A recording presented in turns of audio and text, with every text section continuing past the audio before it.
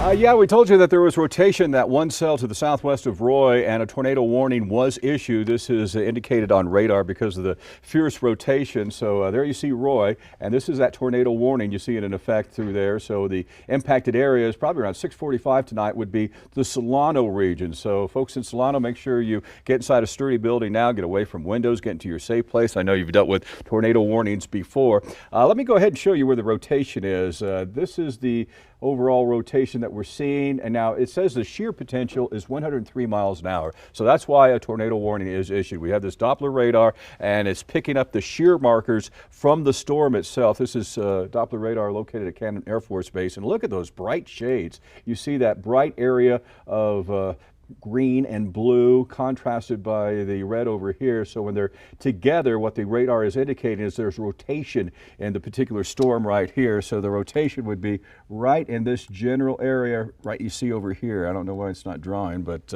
I can just show you the shear marker. That's where the tornado would be. Now let's go ahead and show you how it's intensified since I was just showing it to you on the Doppler radar. Now I want you to concentrate on those brighter shades, and when we go back over the past half hour or so, let me take some of this clutter off. You can see those shades getting brighter, and hence the National Weather Service issuing a severe thunderstorm warning in effect until 6:45. It was a severe thunderstorm warning, and it's been ramped up to a tornado warning. We don't have any sights of a tornado, but if one forms, it would be in that area where you see the cylinder in play. So it looks like it's already to the south of Roy, to the southwest of Roy. And again, when you see this red polygon in play over here, this is the area that would be under the threat. Now let's go ahead and show you this area. See the area in red? I'm kind of marking it out in yellow over here. This is the area under the greatest concern for this potential tornado. And realize we've been watching spinning of the clouds for a long time with this rotation of some of these clouds, but this one is pretty intense. This is the biggest potential shear I've seen. It was up to around, well, let me see if we can get the latest on it over here. Okay, so it had shear of 103 miles an hour. Now the shear is down to 80 miles an hour, but still, the takeaway is this: if you're in Solano or any of these areas to the southwest of Roy, you're going to want to take shelter from this storm.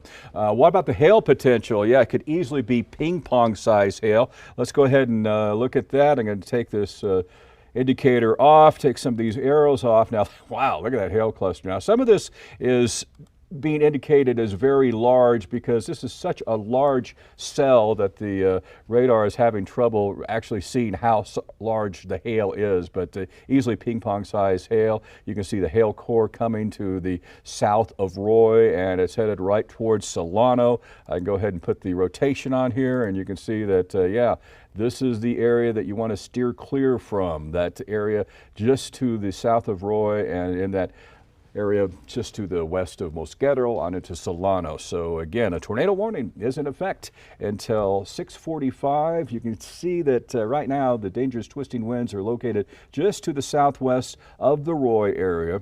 Let me go ahead and see if I can indicate that with the drawing. Okay, there's Roy. Here's where the dangerous twisting winds would be, right in this general area. And with it, we have, when we have the blue area, that's areas of the radar, which is located over in Clovis, New Mexico. So these areas in blue, that's the radar picking up winds going toward the radar, and the red areas are winds going away from the radar. So that's the region that would be under the rotation, right in that general area there. And the estimation is that the shear potential with the dangerous twisting winds in this storm would be about 80 miles an hour. When it was issued, the dangerous twisting winds were something like 103 miles an hour. So that's the latest on that tornado warning. Let me pull out and see what else is going on around the state here. Yeah, we have that one storm in Mills. That's a severe thunderstorm warning in effect until 7 o'clock. And with it, it has a shear potential of like 57 miles an hour, but the hail is ping pong size hail or golf ball size hail. And then there's that tornado warning as it's working through the Solano area. So yeah, it looks like it'd be there around 6:45. So make sure that if you know people in this area, tell them about it. Let me go ahead and show you the big picture over here. This is a severe thunderstorm watch in effect throughout northeastern parts of the state. Those areas in the yellow, those are severe thunderstorm warnings. You see that area in the red, that's a tornado warning. So it started off as a severe thunderstorm warning. Then when that rapid rotation was kicking in, the National Weather Service kicked it up to a tornado warning. The threat with this is northeastern parts of the state today under that severe threat. The brighter shade shows you where the bigger threat is, and we are having that threat right in that general area. Also, there is that wind threat that's in play, especially as it gets out toward that Texas state line toward the Clayton region. But we woke up today knowing that there was the severe thunderstorm threat, which with the potential for some isolated tornadoes, and you see that indicated in the area that is under a tornado warning as we speak. So that was the overall setup for today. There you see the tornado warning. It's in effect until 6:45. It looks like it's 6:29 right now. And let me go ahead and look at some of the overall shear rates over here. I'm going to go ahead and take this off where you can see that let me go ahead and take this off as well. So when we go ahead and put this in motion, you can see the track.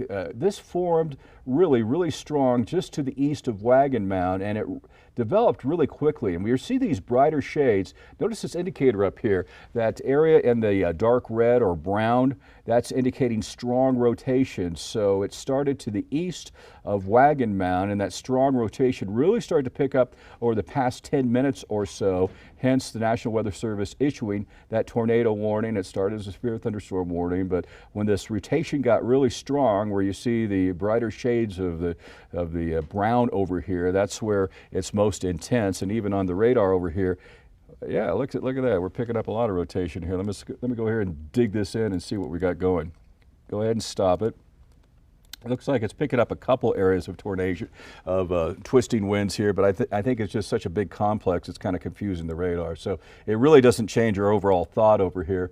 What we're seeing is showers and thunderstorms and rotating winds working toward this area. So let's go ahead and just give you one quick review over here.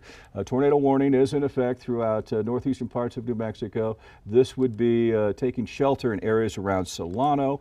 And there you see the dangerous twisting winds. Let me go ahead and put this in motion. This is in effect until 6:45, and I want to see what the shear potential is because we did get a new radar scan in. So I just want to see what it's giving us for the shear potential. So the shear is still at 80 miles an hour. So if a tornado did spawn out of this location, it has the potential of putting down some 80-mile-per-hour winds. It could pulse up to more than 100-mile-per-hour winds, which it did just about 5 minutes ago. Anyway, we're going to have more information coming at you from Doug and Shelley, and they're going to talk about warning safety. Well, as Joe mentioned, there are a number of ways to try and stay safe in the event of a tornado warning. If you're at home, as Joe mentioned, go to a basement, a safe room, or choose an interior room away from any windows. If you're at work or school, go to your shelter location. Avoid large open rooms like a gym.